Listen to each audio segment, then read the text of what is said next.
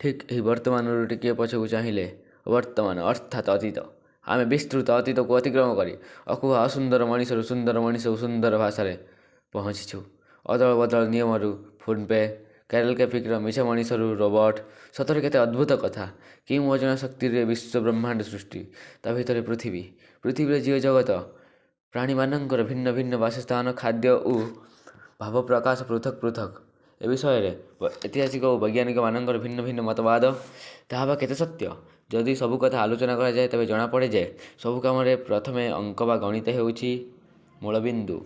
ତେଣୁ ଗଣିତର ବିସ୍ତୃତ ଅତୀତକୁ ଆଲୋଚନା ବା ଉପସ୍ଥାପନା କରିବାକୁ ମୁଁ ପ୍ରୟାସ କରୁଛି।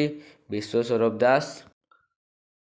ଆଦିମ କାଳରେ ରାଜା ଆର୍ଯ୍ୟ ନାମକ ଗୋଟିଏ ଲୋକ ଥିଲା। ତାର ଦୁଇଟି ସନ୍ତାନ ରୁମା ଏବଂ ଋଗ୍ବେଦ ଥିଲେ। ରାଜା ପ୍ରତିଦିନ ନିଜ ପିଲାମାନଙ୍କ ପାଇଁ ଜଙ୍ଗଲକୁ ଫଳ ଆଣିବାକୁ ଯାଉଥିଲା। ଯେତେବେଳେ ରାଜା ଘରକୁ ଆସେ, ତାର ପିଲାମାନେ ତାଙ୍କୁ ପଚାରନ୍ତି, ବାପା ଆଜି କେତେ ଫଳ ଆଣିଛ? ରାଜା ଏହିପରି ଉତ୍ତର ଦିଏ ଯେ, ଆଜି ବହୁତ କମ୍ ଫଳ ଆଣିଛି, ଆଜି ବହୁତ ଫଳ ଆଣିଛି, ଆଜି ବହୁତ କମ୍ ଫଳ ଥିଲା ସେଠାରେ, ଆଜି ସେଠାରେ ବହୁତ ଅଧିକ ଫଳ ଥିଲା। ଏହିପରି ଉତ୍ତର ଦିଏ। ରାଜା ଧୀରେ ଧୀରେ ନିଜେ ଅନୁଭବ କରିବାକୁ ଲାଗିଲା ଯେ ସେ କ'ଣ ସଂଖ୍ୟା ଗୁଡ଼ିକ କହିପାରିବ ନାହିଁ, ସେମାନଙ୍କୁ ଗଣନା କରିପାରିବ ନାହିଁ। ସେ ଧୀରେ ଧୀରେ ଏ ବିଷୟରେ ଅନୁସନ୍ଧାନ କରିବାକୁ ଲାଗିଲା ଆଉ ଫଳ ଗଣିବାକୁ ଆରମ୍ଭ କଲା। ଏ ବିଷୟରେ ଯଜୁର୍ବେଦରେ ମଧ୍ୟ ପ୍ରମାଣ ଅଛି ଯେ ଆର୍ଯ୍ୟମାନଙ୍କୁ ଅସୀମତା ବିଷୟରେ ଜ୍ଞାନ ଥିଲା।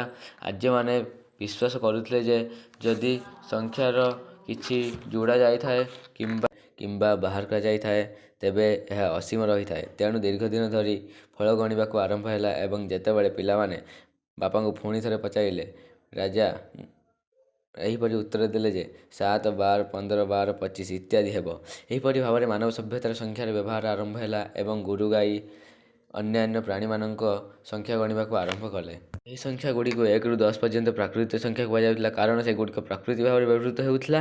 କିଛି ସମୟ ପରେ ଦିନେ ରାଜା ଆର୍ଯ୍ୟ ଫଳ ଆଣିବା ପାଇଁ ଜଙ୍ଗଲକୁ ଯାଇଥିଲେ। ଫେରୁଥିବା ସମୟରେ ରାସ୍ତାରେ ଗୋଟିଏ ଦୁଷ୍ଟ ତାଙ୍କ ସମସ୍ତ ଫଳ ଛଡ଼ାଇ ନେଇଥିଲେ। ରାଜା ଘରେ ପହଞ୍ଚିବା ପରେ ପିଲାମାନେ ତାଙ୍କୁ ପଚାରିଲେ, ବାପା ଆଜି ତୁମେ କେତେ ଫଳ ଆଣିଛ? ରାଜା ଉତ୍ତର ଦେଲେ, ପୁଅ ମୋର ଆଜି କିଛି ନାହିଁ, ମୋର ଆଜି ଗୋଟିଏ ଫଳ ନାହିଁ। ଏହି ଉତ୍ତର ପରେ ରାଜା ଭାବିବାକୁ ଲାଗିଲେ। ସେ ଅନୁଭବ କଲେ କି ଯଦି ମୁଁ ସଂଖ୍ୟାର କିଛି ପ୍ରତିନିଧିତ୍ୱ କରେ ତେବେ ମୁଁ କ'ଣ କରିବି? ସେ ଉତ୍ତରକୁ ଜିରୋ ଆକାରରେ ପାଇଲେ, କିଛି କିମ୍ବା ଶୂନ୍ୟତାକୁ ସୂଚାଇଥାଏ। ଏହିପରି ପ୍ରାକୃତିକ ସଂଖ୍ୟାରେ ଆଉ ଏକ ସଂଖ୍ୟା ଯୋଡ଼ା ହେଲା ଜିରୋ। ଆବିଷ୍କାର ପରେ ରାଜା ଭାବନ୍ତି ଯେ ସେ ସମସ୍ତ ପ୍ରକାର ସଂଖ୍ୟା ବିଷୟରେ ଜ୍ଞାନ ହାସଲ କରିଛନ୍ତି। ଏହି ସଂଖ୍ୟା ଗୁଡ଼ିକର ଶ୍ରେଣୀକରଣ ସମ୍ପୂର୍ଣ୍ଣ ହୋଇଛି। ତେଣୁ ପ୍ରାକୃତିକ ସଂଖ୍ୟାରେ ଶୂନ୍ୟ ଯୋଗ କରି ସେ ଏହି ସଂଖ୍ୟା ଗୁଡ଼ିକର ନାମକରଣ କଲେ। ରାଜା ଆର୍ଯ୍ୟ ପ୍ରତିଦିନ ଯାହା କିଛି ଫଳ ପାଇଲେ ସେ ଗୁଡ଼ିକୁ ତାଙ୍କର ଦୁଇ ସନ୍ତାନ ରୁମା ଏବଂ ଋଗ୍ବେଦକୁ ମଧ୍ୟରେ ବଣ୍ଟନ କଲେ।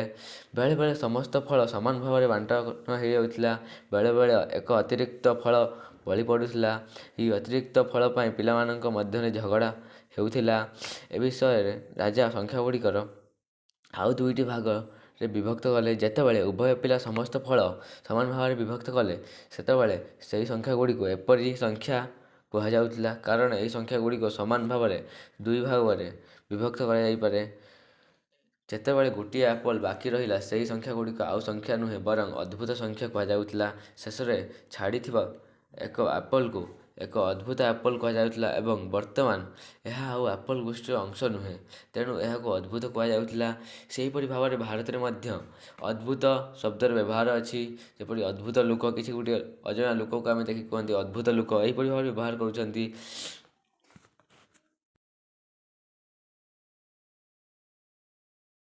ଦିନେ ରାଜା 15ଟି ଫଳ ଆଣିଲେ। ସେଦିନ ରୁମା ଏବଂ ଋଗ୍ବେଦଙ୍କର ଗୋଟିଏ ସାଙ୍ଗ ମଧ୍ୟ ଆସିଥିଲା। ରାଜା 3 ଜଣଙ୍କୁ ଫଳ ବାଣ୍ଟିଲେ।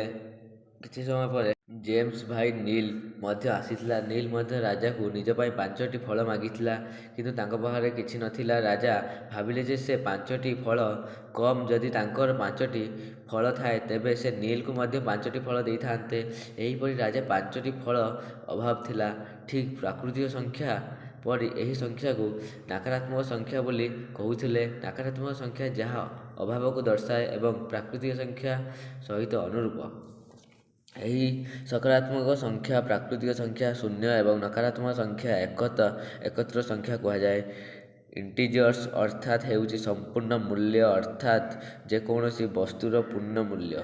ଦିନେ ରାଜା ଆର୍ଯ୍ୟ କେବଳ ଗୋଟିଏ ଫଳ ପାଇଲେ। ରାଜା ଘରେ ପହଞ୍ଚିବା ପରେ ଉଭୟ ପିଲା ଭୋକରେ ଥିଲେ। ରାଜା ଭାବୁଥିଲେ ରୁମା ଏବଂ ଋଗ୍ବେଦଙ୍କୁ ଏହି ଫଳ କାହାକୁ ଦେବେ। ଉଭୟ ଭୋକିଲା ଥିବାରୁ ଗୋଟିଏ ପାଲି ବାଛିବା ବହୁତ କଷ୍ଟସାଧ୍ୟ ଥିଲା। ହଠାତ୍ ରାଜା ଭାବିଲେ କାହିଁକି ଏହି ଫଳକୁ ଦୁଇଟି ସମାନ ଭାଗରେ ବିଭକ୍ତ କରି ନିଜ ଦୁଇ ପିଲାଙ୍କୁ ଦେଇଥିଲେ। ଏହି ଫଳ ଦୁଇ ଭାଗରେ ବିଭକ୍ତ କରି ଏହି ଦୁଇ ଭାଗକୁ ସେମାନଙ୍କୁ ସମାନ ଭାଗରେ ବିଭକ୍ତ କରି ଦେଇଥିଲେ। ଏହାକୁ ସେ ଭଗ୍ନାଂଶ କୁହାଯାଏ। ଦୁଗ୍ଧ ଜଳ ଇତ୍ୟାଦି ପାଇଁ ସମାନ ପରିସ୍ଥିତି ରପୁଡ଼ିଥିଲା ଯେତେବେଳେ ମୁଁ କ୍ଷୀରରେ ଭରପୂର ଥିଲା ଏବଂ ତାହା କହିବ ଏକ ଜଗ୍ କ୍ଷୀରରେ ପରିପୂର୍ଣ୍ଣ ଯେତେବେଳେ ଜଗ୍ ଖାଲି ଥିଲା ଏହି ଶୂନ୍ୟ ଜଗ୍ କ୍ଷୀର କହିବା।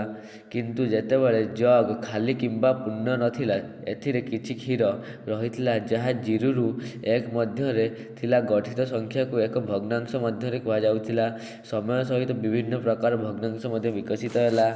ରାଜା ଆର୍ଯ୍ୟ ବର୍ତ୍ତମାନ ପର୍ଯ୍ୟନ୍ତ ଦେଖିଥିବା ଏବଂ ବୁଝିଥିବା ସମସ୍ତ ସଂଖ୍ୟା ସେ ସେମାନଙ୍କର ଭଗ୍ନାଂଶ ଆକାରରେ ପ୍ରକାଶ କରିବାକୁ ଲାଗିଲେ। ଏହା ରାଜାଙ୍କ ପାଇଁ ଯୁକ୍ତିଯୁକ୍ତ ଅର୍ଥ ଥିଲା। ତେଣୁ ସେ ବର୍ତ୍ତମାନ ପର୍ଯ୍ୟନ୍ତ ସମସ୍ତ ସଂଖ୍ୟା ଯୁକ୍ତିଯୁକ୍ତ ସଂଖ୍ୟା ଭାବରେ ପାଇଲେ। ରାଜା ଆର୍ଯ୍ୟ ଫଳ ଏବଂ ପନିପରିବା ପାଇଁ ଶଯ୍ୟ ପ୍ରସ୍ତୁତ କରୁଥିଲେ ଏବଂ ଶଯ୍ୟ ଏପରି ଭାବରେ ତିଆରି କରୁଥିଲେ ଯେ ଏଥିରେ ଧାଡ଼ି ଓ ସ୍ତମ୍ଭ ସଂଖ୍ୟା ସମାନ। ଗୋଟିଏ ବର୍ଷରେ ତାଙ୍କର 100ଟି ମଞ୍ଜି ଥିଲା ଯାହାକୁ ସେ 10 ଧାଡ଼ି ଏବଂ 10 ସ୍ତମ୍ଭରେ ଲଗାଇଲେ। ପରବର୍ତ୍ତୀ ବର୍ଷ ତାଙ୍କର 200 ମଞ୍ଜି ଥିଲା ଯାହାକୁ ସେ ସମାନ ଧାଡ଼ି ଏବଂ ସ୍ତମ୍ଭରେ ଲଗାଇବାକୁ ଚାହୁଁଥିଲେ କିନ୍ତୁ ସେ ତାହା କରିପାରିନଥିଲେ। ଏହା ସହିତ ତାଙ୍କ ମନକୁ ଏକ ଚିନ୍ତା ଆସିଲା ଯେ ଯଦି ତାଙ୍କର 200 ବର୍ଗ ମିଟର ଏକ ବର୍ଗ ପ୍ଲଟ୍ ଥାଏ ତାହେଲେ ଏହାର ପାର୍ଶ୍ୱ କ'ଣ ହେବ। ଯେ ମଧ୍ୟ ଏହାର ଉତ୍ତର ଖୋଜି ପାଇଲେ ନାହିଁ। ସେ ଏହା ଖୋଜିବାକୁ ଲାଗିଲେ।